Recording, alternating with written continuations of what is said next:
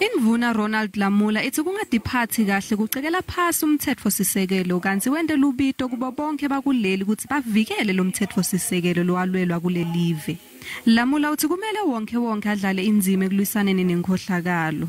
Waphinze wacucutela nekuthi kuqinisekiswe kulandzelwa nekuhlonishwa kwemtsetfo ngato tonke tikhatsi.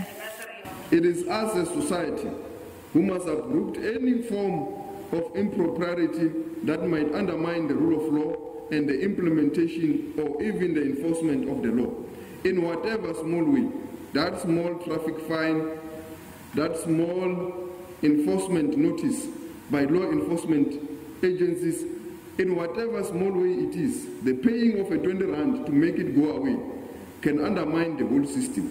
Indvuna nkulu waseMpumalanga refilwe mthweni Tsipane uthi umtsetfosisekelo udlale inzima lenkhulu ekuqinisekiseni ukuthi uhulumende wesifundza uyaphakela tidzingo kulabo labatidzingako.